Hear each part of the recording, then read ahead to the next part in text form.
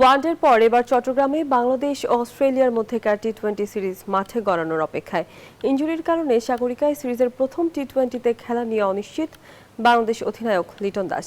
এদিকে অস্ট্রেলিয়ার captain Mitchell Marsh জানালেন, বাংলাদেশকে সমীহ করেন তারা। দুই দলের লড়াই শুরু হবে দুপুর 2টায়।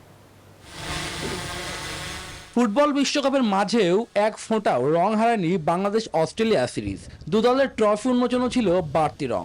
বাংলাদেশ ক্যাপ্টেন লিটন দাস ও অজি অধিনায়ক মিচেল মার্শ মিলে ট্রফি উন্মোচনে অংশ নেয়। দুপুরে বন্দরনগরীতে প্র্যাকটিস সেরেছে টিম বাংলাদেশ।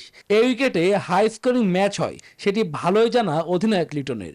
ইনজুরির কারণে প্রথম টি-20তে তার খেলা অনিশ্চিত, সেজন্য ঢাকা থেকে উড়িয়ে নেওয়া হয়েছে সৌম্য সরকারকে। আগের থেকে ভালো, যে কন্ডিশনে ছিলাম তার থেকে ভালো, বাট আজকে দেখবো এন্ড দেন কালকে দেখে তারপর ডিসাইড করবো আমার বিষয়টা।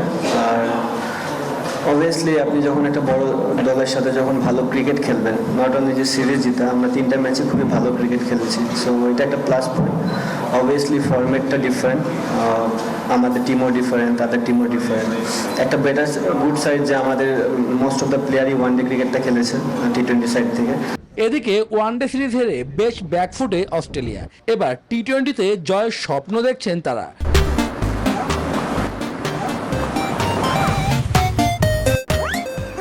প্র্যাকটিস গ্রাউন্ডে তাদের চলে অনুশীলন। বাংলাদেশ দিনে দিনে বেশ উন্নতি করছে, তাদের বোলিংও দুর্দান্ত, বিশেষ করে পেস ইউনিট। নিজেদের কন্ডিশনে তারা সমীহ জাগানো দল, সব দলই সেটা জানে। দুদল এখন পর্যন্ত একবার টি-20 সিরিজে মুখোমুখি হয়েছে। 2021 সালে মিরপুরে অনুষ্ঠিত সেই সিরিজে 4-1 ব্যবধানে জিতে নেয় টিম টাইগার। শুভদেবনাথ, নিউজ 24।